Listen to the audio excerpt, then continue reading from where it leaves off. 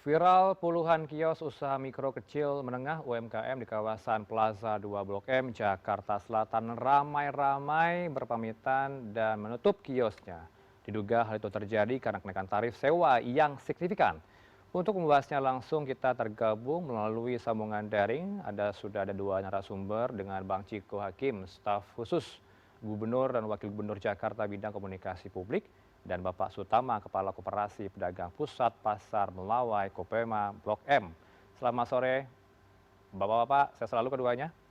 Bang Ciko, Pak Sehat, Sutama. Alhamdulillah. Pak Hmm. Mas Suryo, Pak Sutomo, Assalamualaikum warahmatullahi wabarakatuh. Oke, saya mau ke Bang Ciko terlebih dahulu. Bang Ciko, sikap Pemprov seperti apa dengan polemik yang terjadi? Yang sebenarnya sah mengelola kawasan ini siapa di Blok Jadi M ini? begini, Hmm. Mas Suryo, yang pertama kami ingin menyampaikan bahwa kehadiran Pemprov DKI Jakarta di kota tercinta ini adalah sebagai pelayanan terhadap masyarakat. Jadi pada prinsipnya pelayanan terhadap masyarakat, salah satunya adalah tentunya seperti apa yang menjadi visi dari Bapak Gubernur untuk membangun Jakarta dari bawah, artinya terkait dengan kesejahteraan masyarakat-masyarakat yang masih berada dalam garis kesejahteraan yang pas-pasan, terutama kalau kita bicara soal pedagang tentunya UMKM, itu harus menjadi perhatian utama. Nah, terkait dengan kawasan Blok M sendiri, memang beberapa kawasan di situ dikelola oleh MRT, namun MRT juga menjalin kerjasama dengan berbagai pihak. Jadi pada prinsipnya itulah yang ada, dan kemudian tentu Pemprov DKI Jakarta sebagai pemilik saham yang besar di MRT mempunyai kewenangan untuk kemudian eh, memberikan arahan maupun masukan untuk MRT melakukan hal-hal yang dianggap terbaik untuk masyarakat dan siapapun itu yang berada di kawasan manapun yang memang menjadi pihak MRT. Oke, yang menaikkan tarif ini siapa, Bang Ciko? Apakah dari pihak koperasi atau pihak MRT sebagai pengelola Ya, kawasan? kami Hmm. pada prinsipnya kami mendapat informasi bahwa pihak MRT melakukan kerjasama dengan Hmm. pihak pengelola dari kalau tidak salah pihak koperasi. Dan Hmm. terkait itu tentu yang kita dengar adalah kenaikan itu tidak sesuai dengan batas atas yang memang di awal sudah ditetapkan. Dan Oke. ini pihak MRT mengatakan bahwa memang pihak koperasi yang punya kewenangan Hmm. untuk yang apa istilahnya membandrol harga atau Oke. sewa Hmm. terkait dengan apa-apa yang disewakan pada pihak UMKM. Oke, harga sewanya melebihi 1,5 juta ya nominalnya, Bang Ciko?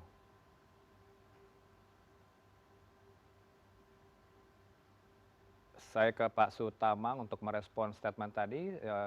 Kita minta Pak Sutama untuk membuka Gagal audionya. untuk bisa Mhm. melanjutkan usahanya Oke. dan tentunya ini Hmm. sudah dikasih solusi untuk kemudian turun ke Blok M Hub yang di Hmm. bawah yang betul-betul 100% dikelola oleh MRT, dan harapannya memang dan juga kita sudah lihat bahwa teman-teman pedagang UMKM juga sudah bersedia untuk pindah ke sana. Direlokasi begitu ya Bang Ciko ya? Iya, sebenarnya bukan relokasi lah istilahnya. Hmm. Istilahnya ditawarkan untuk menempati tempat-tempat yang sesuai dengan kemampuan mereka tentunya yang 100% dikelola oleh pihak MRT. Oke, saya langsung minta respon Pak Sutama. Silakan dibuka audionya Pak. Masih di unmute tadi Pak Sutama. Masih ke unmute Pak Sutama, silakan masih ke mute nampaknya Pak. Silakan di unmute. Ya, silakan tanggapi.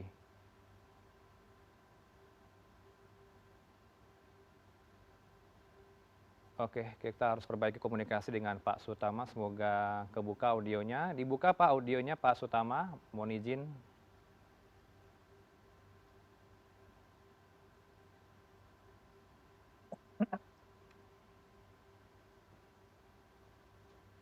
Oke, sebelum ke Pak Sutama, nampaknya saya harus memutarkan pernyataan dari pedagang di Blok M yang menyebut kisaran dari harga yang dipatok di sana. Kami punya statement dari para pedagang. Kami punya himpun hanya satu hari ini dari pedagang jam. Bapak Guntur, kita akan putarkan statement pedagang di Blok M. Berikut ini. Pak, kan ada pemberitaan juga yang berseliweran nih Pak tentang peningkatan biaya sewa ini. Bapak sudah pernah dengar sebelumnya atau teman-teman di samping kiri kanan lapak Bapak ini Pak? Ya, kayaknya saya nggak tahu juga masalah itu, Bu. Mungkin yang lebih lengkapnya langsung saya ke ketua aja. Sebab ketua mungkin lebih detail, dia tahu masalahnya. Kalau kita nggak tahu. Tapi kalau Pak Guntur sendiri biasanya biaya sewa ini atau yang tadi 600.000 itu ya Pak, Bapak biasanya bayarkannya kemana sih Pak? Dulu pertama kan bayar ke koperasi. Nah, sekarang kan MRT kita bayar ke MRT, waktu itu bulanannya hanya 306 sebulan. Udah itu aja. Pak Sutama, selamat sore. Sudah terbuka audionya Selamat nampaknya. sore. Baik, terima kasih Pak. Sudah masuk. Bapak Ya. mendengar statement tadi, statement dari pedagang jam Pak. Ada uang yang dipungut dari koperasi. Kalau untuk saat ini Ya. dari MRT, dulu dari koperasi. Ini tarif apa yang Anda terapkan ke pedagang ini Pak? Jadi kami ini menempati Perda sekarang nomor 2 tahun 2018 ya. Yang mana kalau ada investor yang menanamkan modalnya di area Pemda, maka total area efektif pembangunan 20% untuk UMKM. Baik. Jadi yang 20% dari untuk UMKM itu cuman dikasih kewajiban bayar IKK, iuran keamanan dan kebersihan. Itu dikenakan cuman 30% daripada harga servis sas umum. Oke. Jadi yang 300 itu untuk servis sas aja, untuk membayar IKK. Service charge-nya apa Pak? Sebutkan itemnya apa saja? Ini maintenance kah atau Ya, bagaimana? Yang dibayar selama ini itu kan punya kios itu punya nama pedagang lama. Oke. Pedagang lama itu adalah pedagang kelontong. Pedagang kelontong itu sudah tutup, nggak bisa menjalankan usahanya dari tahun 2017 sebelum COVID sampai 2024 akhir. Jadi keadaan Plaza 2 itu benar-benar mati begitu. Oke. Setelah kami rubah menjadi pasar kuliner, akhirnya menjadi hidup. Ya dengan kematian yang 10 tahun kurang lebih itu, pedagang-pedagang lama dengan merubah profesi. Karena pedagang kelontong sudah nggak laku lagi. Oke. Sehingga tempat perbelanjaan yang di Plaza 2 Blok M sebelah terminal ini benar-benar mati selama kurang lebih 10 tahun. Oke. Ya, terus akhirnya kami berinisiatif untuk mengumpulkan pedagang-pedagang kuliner yang viral. Oke. Akhirnya menjadi pasar yang rame. Setelah rame, akhirnya kami pasarkan yang tempat-tempat yang tutup dengan nama orang yang lama. Baik. Ya toh, sehingga orang lama yang menganggur di rumah atau usaha yang kurang jalan itu dapat beli beras gitu Pak. Ya sehingga kiranya membawa banyak kehidupan.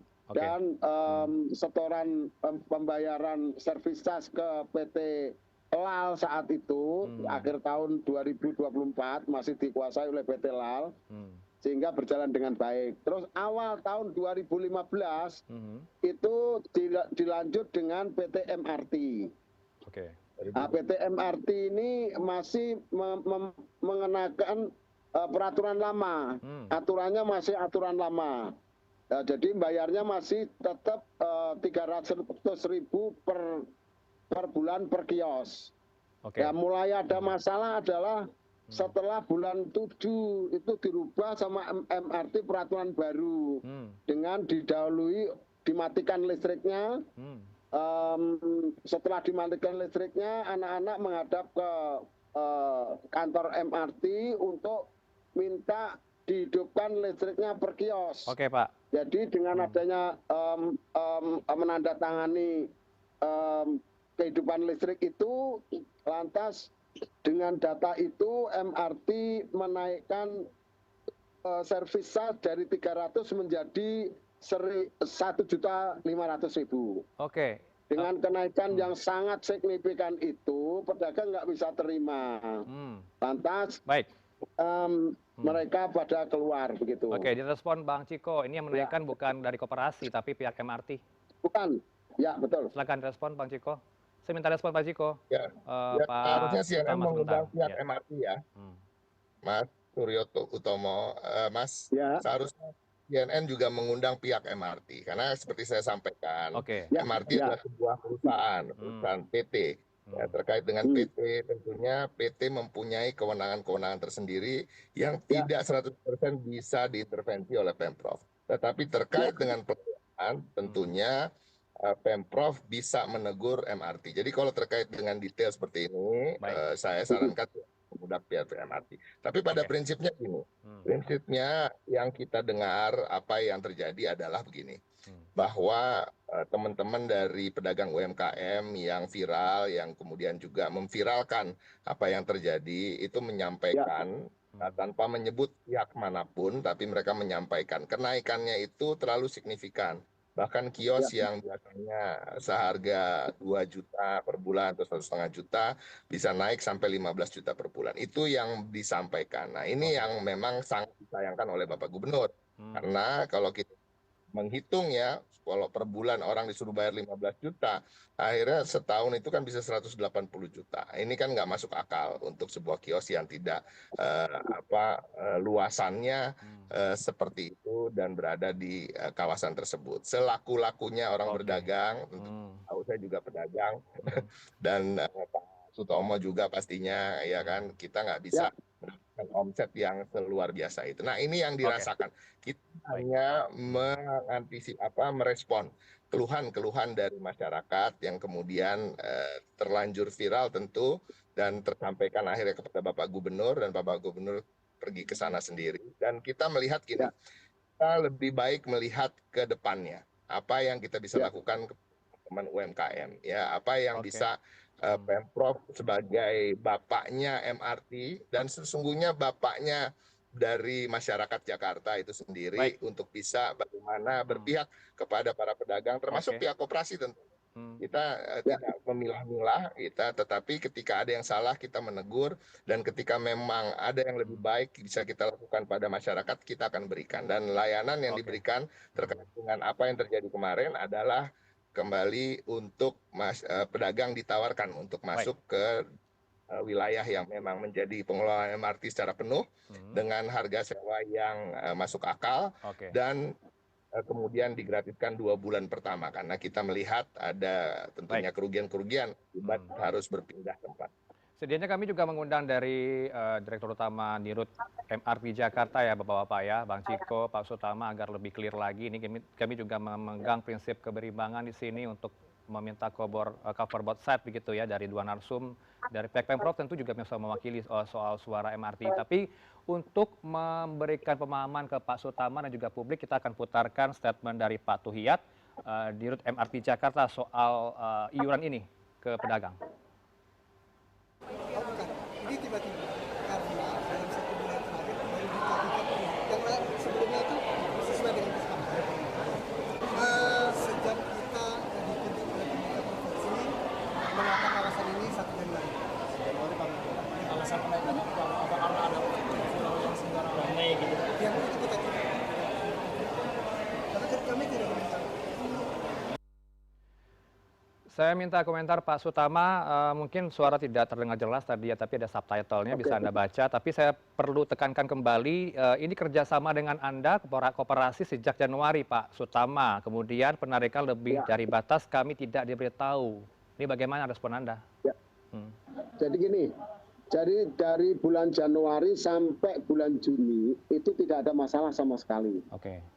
Maksudnya kalau ada masalah itu masalah nomenklatur tata sewa. Jadi semula di PT LAL sebelum MRT itu kita dikenakan kata-kata IKK, iuran keamanan dan kebersihan, yang besarnya 30% daripada service charge yang pengusaha profesional. Jadi seperti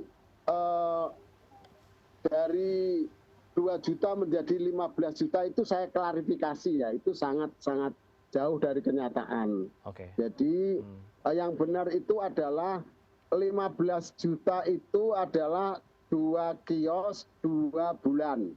Itu setelah iuran kebersihan dan keamanan dinaikkan dari 300 menjadi 1,5 juta. Oke. Itu karena kami yang melaksanakan, tapi yang buat ketentuan adalah MRT.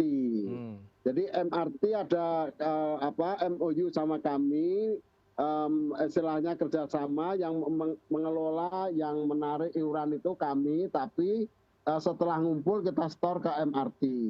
Jadi semuanya istilahnya apa yang terjadi di area Plaza 2 ini adalah bersama MRT, nggak ada sendiri-sendiri begitu. Sehingga tolong diklarifikasi. Yang ada yang 2 juta sampai 30 juta itu kan nggak rasional, sama sekali nggak rasional. Padahal kita di sini adalah rasional semua. Dari bulan November sampai bulan Agustus ini nggak terjadi apa-apa. Terjadi kemarin aja karena dari bulan 7, dari bulan Juli itu ada perubahan servis cas yang 300 menjadi 1,5 juta. Kalau dikalikan tentunya kan banyak gitu loh. Baik Pak Sutama, saya tangkap poinnya.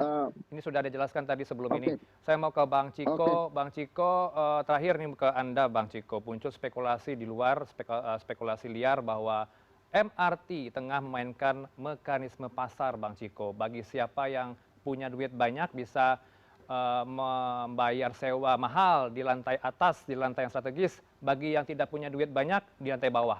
Ini respon dari Pemprov seperti apa, Bang? Harapan kami itu tidak menjadi hal yang terjadi ya tentunya. Karena memang bagaimanapun juga, walaupun memang sebagai perusahaan tentu harus untung. Dan kalau memang kita bicara soal sengaja untuk tidak untung, nanti dia diperiksa juga oleh kejaksaan. Gitu. Siap-siap KPK begitu ya, Kejagung. Pada prinsipnya, kalau ada keterlibatan atau ada porsi dari Pemprov di suatu perusahaan, tentunya hal-hal yang terkait pelayanan juga harus menjadi hal yang utama. Dan kita tahu situasi dan kondisi ekonomi nasional maupun global sekalipun sedang tidak baik-baik saja.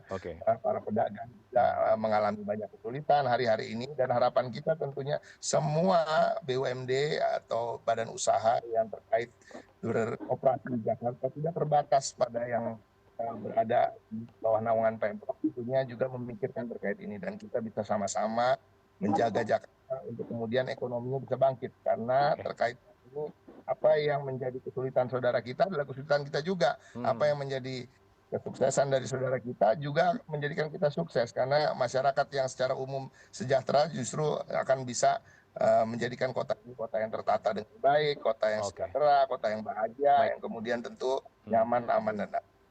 Baik, bisa ditangkap poinnya Pak Sutama. Sayang sekali durasi kita pendek. Semoga kalau Anda tidak merasa puas bisa langsung japri Bang Ciko 24 jam gitu ya Bang Ciko ya. Aspirasi masyarakat harus dengar Bang oleh Pemprov ini. Oke, terima kasih untuk waktu berdua Bang Ciko Hakim, staf Gubernur dan juga Wakil Gubernur DKI Jakarta, dan juga Pak Sutama, Kepala Koperasi Pasar Pedagang Pasar Melawai Kopema. Selamat sore Bapak-bapak. Sehat selalu keduanya. Sore. Ya, terima kasih.